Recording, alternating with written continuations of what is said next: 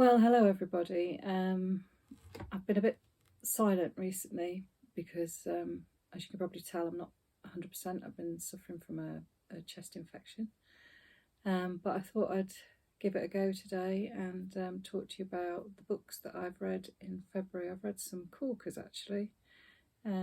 Really had a good reading month, if not a good month health-wise.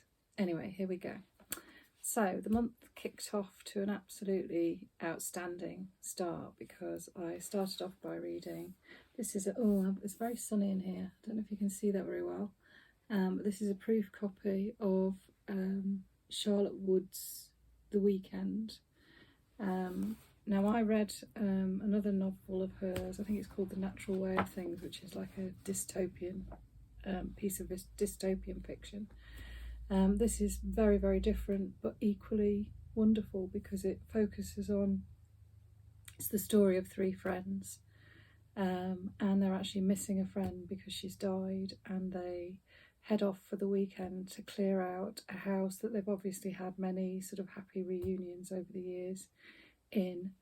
And they're quite interesting characters, these women. They're all, I think, in their early 70s.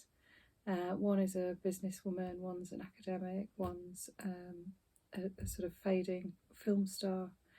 But the portrayal of the friendship and the characters seemed to me to be so honest. I thoroughly enjoyed this book. I couldn't put it down. Nothing much. It's one of those stories where nothing really much happens, and yet everything happens. There's a whole world in the novel. I got hooked on it right towards the beginning when one of the characters, I think her name's Wendy, she's actually, the Charlotte Wood's an Australian novelist, so the book is set in Australia, and one of the characters is driving to this beach house where they're going to have the reunion, and her car breaks down. Of course, it's incredibly hot. There's lots of people on the roads, and she's broken down in such a place that she can't actually get out the car. And she's stuck in there with her very, very old, very smelly dog. And she's concerned that any moment this dog is going to wet itself. So it's just fabulous because you can't, you know, I feel as though I was trapped in that, excuse me, trapped in that car with her. And that sort of, you know, sense of any minute this awful thing's going to happen. But also she's dreading arriving because her friends have told her in no uncertain terms that she must not bring this dog. They don't want it around because it's so stinky and decrepit. And the dog is kind of a feature throughout the novel. So there's sort of humour there and realism and you know, you develop a deep affection for these friends who vacillate between, you know, it's a very honest portrayal of friendship because sometimes they just can't stand each other. And at other times it's very obvious that their sort of mutual love has sort of, you know, really sustained them over the years. I absolutely loved it. And I think I want to read everything that Charlotte Wood has ever read. The second novel I read this month was The Island of Missing Trees by Elif Shafak. Now this is an absolute gem too. So Elif is Turkish. She lives in Britain. She can't really go back to Turkey, I don't think, because of some of the things that she's written and their sort of attitudes towards women, etc., etc. And I shouldn't say etc, etc, because it's more important than that. Anyway, this is a novel that's written with such wisdom. It's the story of a young girl called Ada. She's about 16, I think, and the story opens with her doing this rather strange, bizarre, sensational act in a classroom in school. And it's very, very rare, I find, in literature that I see classrooms represented realistically, and it's probably because I spend most of my life in one. And the way that she describes school and captures the sort of feelings around school, I thought were really truthful. Anyway, Ada has lost her mum, and she's living with her father, and they're both grieving, living in London. And her father is Greek, her mother was Turkish, and they both left Cyprus to come over to London.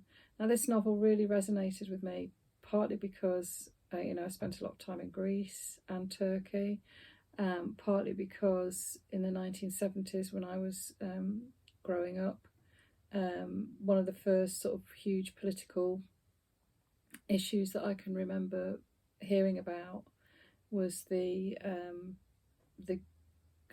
Cypriot crisis over there, between the Greeks and the Turks, and so what the novel does is it sort of looks at that crisis and the impact that it had on the people involved, but it looks at it through different lenses. So you sort of you move from Cyprus to London and back again. You move through time.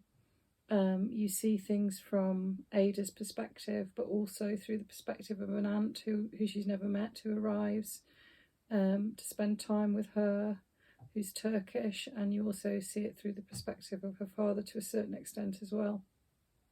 And it's such a humane and hopeful novel in many ways, because one of the mantras throughout the novel, the line appears several times, is the idea that they're not Greeks, they're not Cypriots, they're not Turks, they're islanders.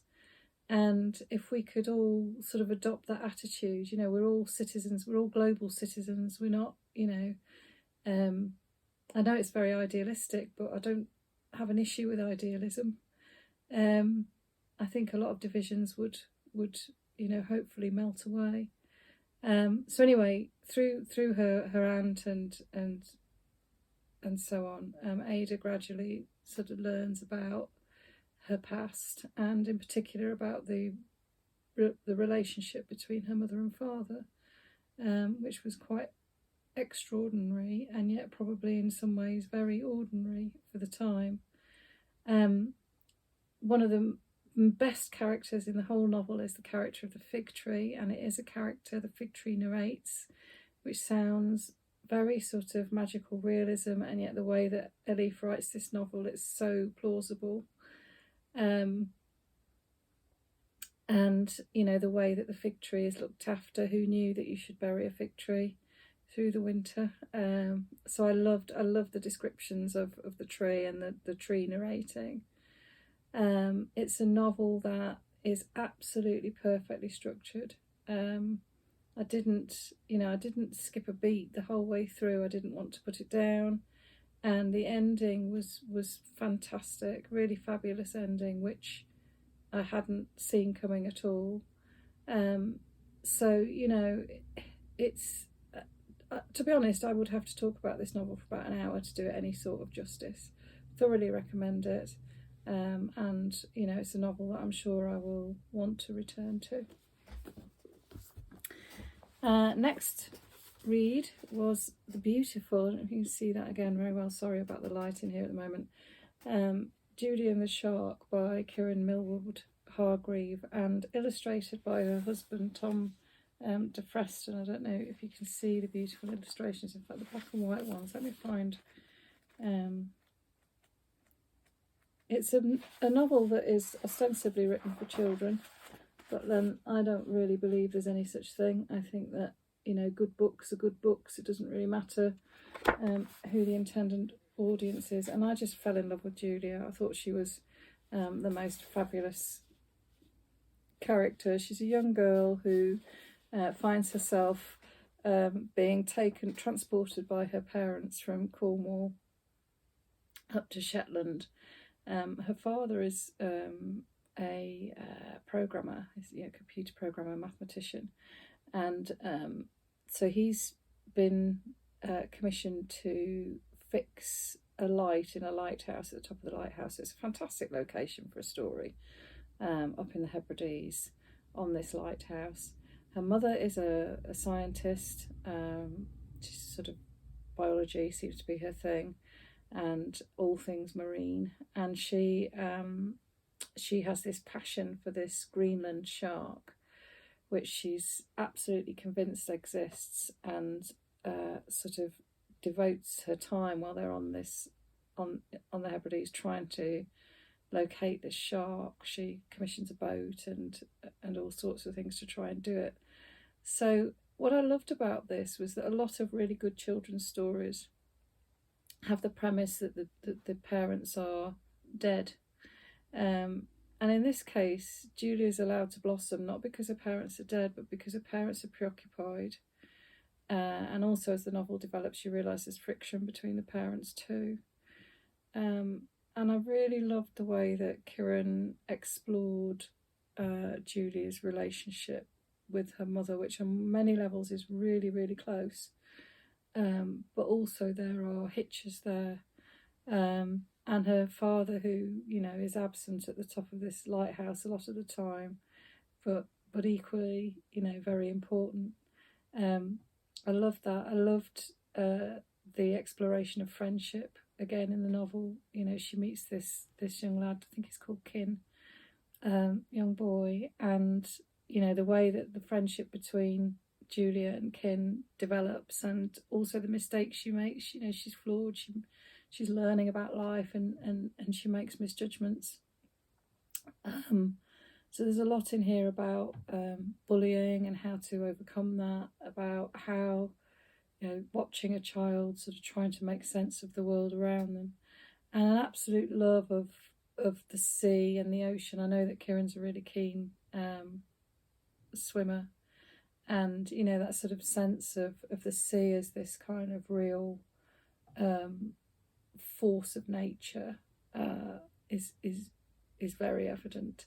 There's also this lovely cat Noodle, who they've taken with them on holiday all the way up to the Hebrides in their car. So yeah, I really, really warmly recommend Julia and the Shark by Kiran Millwood Hargrave. Then I moved on to witchcraft, to the Manningtree Witches. Now, I was really looking forward to reading this. I love The Crucible, the play by Arthur Miller. Witchcraft, you know, is a fascinating topic, isn't it? And particularly when you think about the male perception of women over the centuries, and how, you know, witchcraft has been used as a very brutal stick to beat women with. I thought there were many wonderful things about this book. I thought it was really well researched. I loved the way that she's bringing, Blakemore's bringing these women's voices to life, because I think they are, you know, as far as possible, she's rooted the story in truth. The premise is that it's Essex, it's 1600s, Civil War, and the Witchfinder General turns up in Manningtree, which is the village where Rebecca, the protagonist, lives with her mum. And, you know, there's no father, there's absent father, so obviously, you know, all these, in fact many of the women have lost men to the Civil War, living in the most appalling conditions. I mean, the way that Blakemore describes the rooms that they live in and the lanes that they walk through and all that sort of thing is really powerful. And I think the pace of the novel's really good. I really like the way that the pace built. But I had an issue with it because I know that she's a poet, and for me personally, I just found the language of the novel a bit too florid. And I think that's a very, you know, very personal thing. But sometimes I felt I was conscious that it was written, if you know what I mean, while I was reading it. Oh, that's better. You can see the book better now. I was really sort of aware of her crafting it as I was reading it, and I personally just found that a little bit off-putting. But there you go. That was the Manningtree Witches by R.D. Blakemore. No, that's what did R.D. Blakemore write? Lorna Doone, I think. Wonderful book, Lorna Doone. I've forgotten about Lorna Doone. A.K. Blakemore. And finally, The Light of Day by Graham Swift. Now, Graham Swift wrote a novel called Last Orders, which is probably one of my favourite novels. I really like the way he writes. Again, you know, he writes with real truth, I think, and realism. And this novel, The Light of Day, is the story of, it's narrated by George, who is a private investigator and was once upon a time a police officer. There's obviously something dark in his past that sort of comes to light during the course of the story. And I found this novel really disorientating to start with. It took me a little while to get into it, I can't lie. But it really paid off, because he narrates, George does, in this very sort of stream of consciousness. You really are inside his head. And anyway, George is obsessed, really, but it's love. It's not, I don't think it's like some sort of odd obsession. I think he genuinely is in love with this woman who has been imprisoned for committing the most heinous crime, and he visits her during the course of the novel, and it becomes apparent that they know each other because she hired him to investigate her husband, who she suspected was having an affair with a young woman who they had taken into their house. So yeah, it's a fantastic observation. You know, George is so real.